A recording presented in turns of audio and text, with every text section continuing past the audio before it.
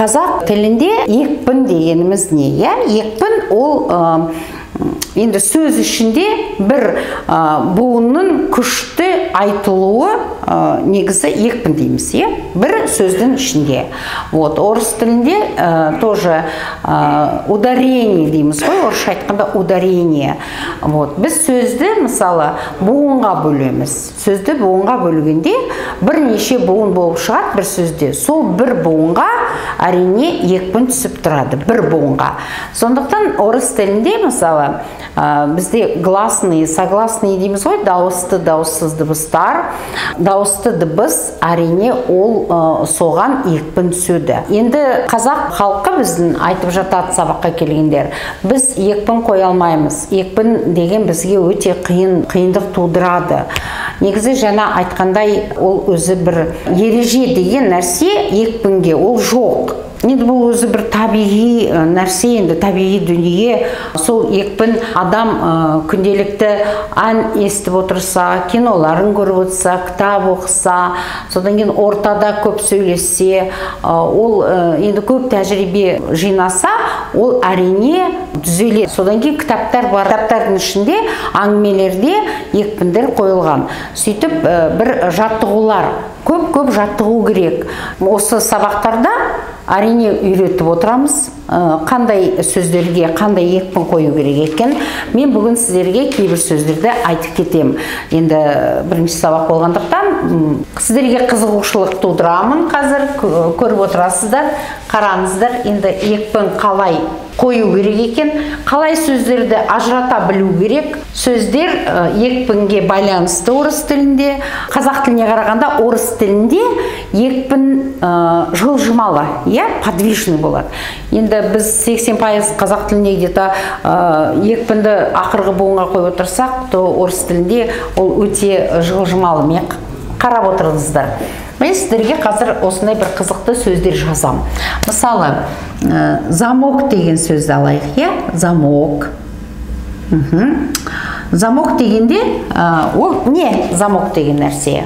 Ол клуб, біз айтамыз. Енді устройство такое, клуб. Замок деген киімде де болады, замок деген есікте де болады. Замокты біз кілтпен ашып отырамыз, солай ғой. Енді осының екпінін біз ауыстырсақ, не қызық бір жағдай шыға келеді. Біз замок дейміз. Замок дегенде, міне, қарап отырыңыздар. Замок дегенде түгел сөздің мағынасы өзгеріп кетеді. Осы екпін сөздің мағынасына байланысты екпін сөзді өзгертеді. Замок дегеніміз енді бір үлкен сарай, дворец, бір үлкен әдемі ары қарай, міне қарап отырыңыздар. Бәрдеріңізге белгілі мука деген сөз бар. Мука деген не ол? Он. Ал енді бұның қазір мен ауыстырсам екпінін, бұл мука болып кетеді. Мука. Мінекей. Мука бұл ұн. Тамаққа қолданатын ұн. Ал мука десек, бұл азап, страдание дейміз ғой, мука. Енді тағы мынандай сөздер алайық. Полки деген сөзді білесіздер ғой, полки.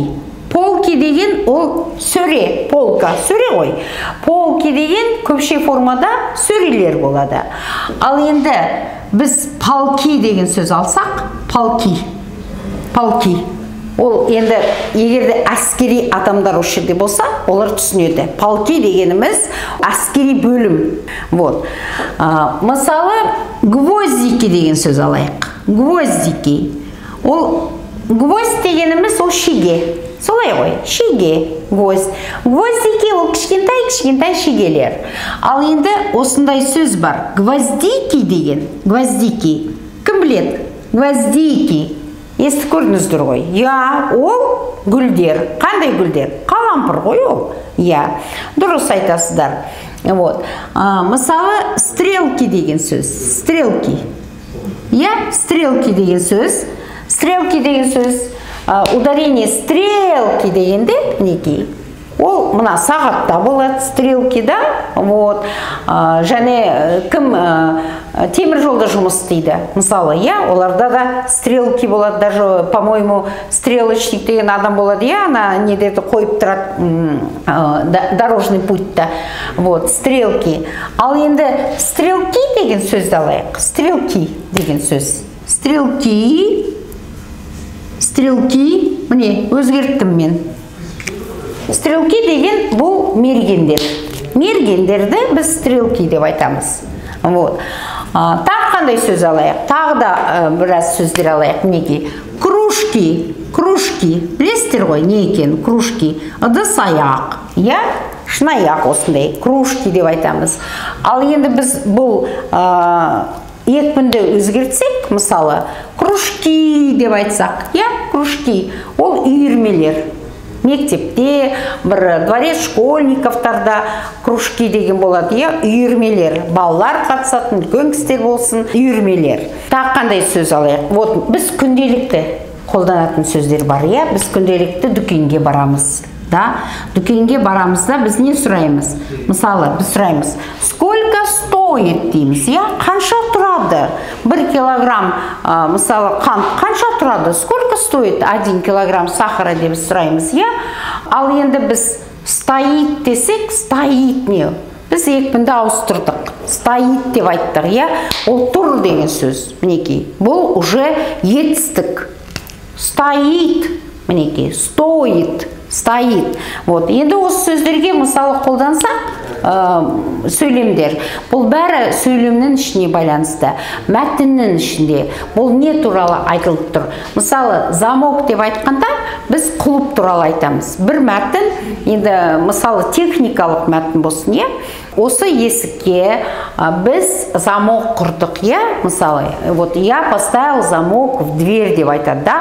Этот замок очень такой универсальный, он стоит там дорого деп. Енді сол замок туралы әңгіме құрастырса, әрине түсінікті болады адамға. Сондықтан ол екпінді екінші буынға қойып отырады, замок.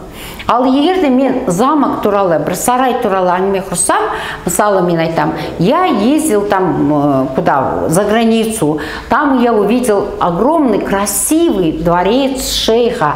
Это был такой прекрасный замок, вот, что я удивилась там, мысалы, да, и сол замок-то описывать это, сол дворец-то описывать это отырса, әрине, сипаттап отырса, ол замок, естественно, онда мәтіннің ішінде ол замок туралы айтылған. Сондықтан біз екпінді бұл жерде шарттастырмаймыз. Вот. Енді мысалы, полки деп, да, в моей квартире, менің үйімде, менің бөлмемде бірнеше сөрелер бар деп әңгіме айтып жатады, олар ағаштан жасалған, әдемі сөрелердің үстінде, значит, қалай біз айтамыз? Полки. У меня в квартире есть полки. Они какие? Они коричневые. Мы эти полки повесили на стену. Вот. На этих полках стоят книги разные. Вот эта полка, например, предназначена для папы. Эта полка моя деп сөйтіп әңгіме айтамыз. Сол мәтіннің ішінде полки деген. Ал енді полки десек, ол әрине уже басқа. Например, әскери бөлімшені, полки деп айтамыз. Значит, впереди были полки там предназначенные для, допустим, удара, да, первый удар нанесли полки там Иванова, к примеру, да, вот эти полки были снабжены оружием деп айтамыз, бұлар қарулы, бұлардың қолдарында, мысалы, там бір қарулар болды деп, вот это полки деп айтамыз онда. Вот, теперь гвоздики, допустим. Я купил в магазине маленькие гвоздики. Они мне нужны были для того, чтобы собрать, допустим, какую-то мебель, да? Вот, то есть мен дүкеннен кішкентай шегелер сатып алдым. То есть гвоздики, да, олар маған не үшін қажет болды? Олар маған, мысалы, жиһазды жинау үшін қажет болды деп айтамыз. Ал гвоздики деген олар гүлдер. Содан кейін біз айтамыз, Я ходил в цветочный магазин. Мен гүл сататын дүкенге бардым. Сол дүкеннің ішінде мен қалампыр іздедім. Я искал в этом цветочном магазине гвоздики, деп айтамыз да. Гвоздики были разного цвета, әртүрлі түстер болды, деп айтамыз. Вот. Сондықтан, смотрите, гвоздики. Вот. Стрелки. Кружки. Ең бастысы, сіздер түсіну керексіз. Екпін ол орыс тілінде жылжымалы болады. Міне, жаңа көріп тұрсыз, иә? Мұндай сөздер өте көп. Мен бүгін сіздерге бір 7 сөз бердім. Әрине, келесі сабақта тағы да сөздер беріледі. Бұл тақырып, екпін деген тақырып, бұл өмір бойы керек тақырып. Негізі жақсы, дұрыс, сауатты сөйлеу үшін, білу үшін орыс тіліне бұл сөздердің өз сөздіктеріңізді толтырып отыру керексіз. Негізі осы екпінге байланысты міне қанша сөз жинап алуға болады. Енді қарап отырыңыздар, мысалы о дыбысын айтайық, иә, о дыбысы екпін түспей тұрған жерде о дыбысы, ол әрине екпін түсетін алдында тұрады ғой енді. Сол кезде айтылғанда бұл а ретінде айтылады, как короткий. Вот. Вообще екпін түскен дыбыс, дауысты дыбыс, ол кішкене созылмалы айтылады. Біз айтамыз, произносится более длительно, я, чем ударение түспейтін, то есть безударном положении. Безударном положении, то есть ударение екпін түспесе, ол тезірек айтылады. Ал енді екпін түскен жерде ол кішкене созыңқырап айтылады. Вот, мысалы біз он дегенде, я, он дегенде, ол о анық естіледі. Бірақ бұл он. Сондықтан о дыбысымыз о оқылады, я.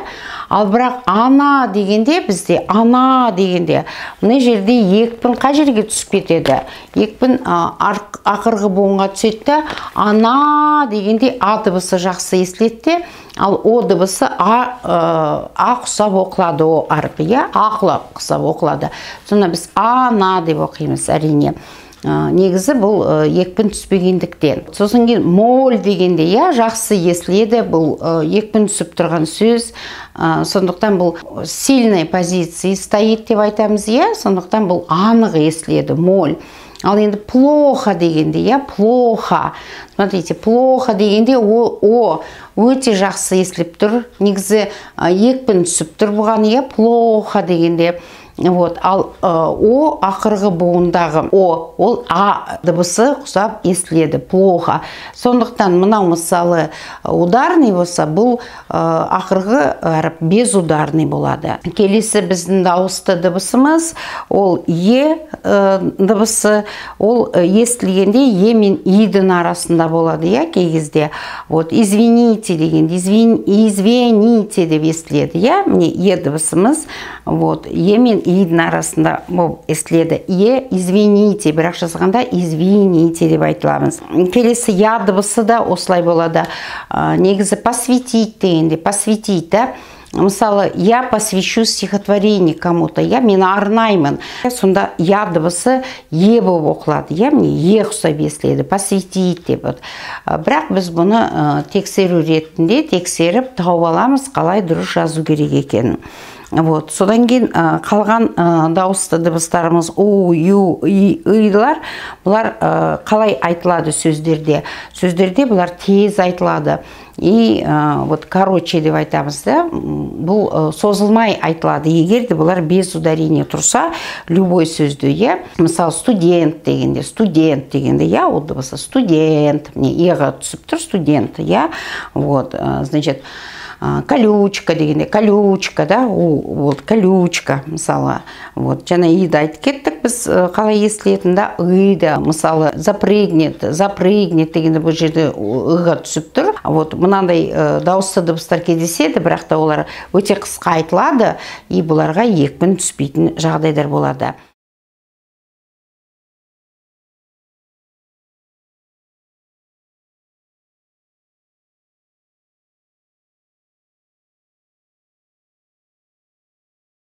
көшіріп алыңыздар. Мен тағы да қазір бір жағдай көрсетемін сіздерге тағы да. Бізде тағы қай жерде өзгереді. Мысалы біз білеміз сіздермен етістік деген негізгі формасы, етістіктің негізгі формасы, допустим, взять деген сөзді алайық, иә, взять, алу деген сөз, иә, взять. Что сделать? Взять, например. Біз айтамыз, егер де ол мужской родта болса, өткен шақта болса, ол взял болады, иә, ол не істеді, ол алды деген сөз. Вот. Ал енді біз женский родты құрсақ, мысалы құрастырсақ женский родта, ол взяла деп ударение мына жаққа түседі. Смотрите, мынаның бәрі взял, взяла деген өткен шақта. Вот мен алдым, значит, ол алды, он взял. Я, она взяла дегенде ударение ақырғы буынға түсіп кетеді. Мысалы, жить деген сөз алайық, жить, тұрады, я. Біз айтамыз, он жил где, допустим, он жил в деревне, да, вот, она жила болады, неки, она жила. Егер де біз женский род туралы айтсақ, значит, что будет? Окончание будет на конце, да, например, пить, щу, я. Он что делал? Он пил деп айтамыз, ал енді женский родта қалай болады? Она пила болады, пила. Смотрите, ударение аяқ жеріне кетеді. Значит, что мы делаем? Какой мы вывод делаем? Если он в женском роде, получается, в женском роде и прошедшего времени, өткен шақта, женский родта, смотрите, окончание падает на конец, да? Значит, он, допустим, он взял, она взяла. Он жил, она жила. Он пил, она пила.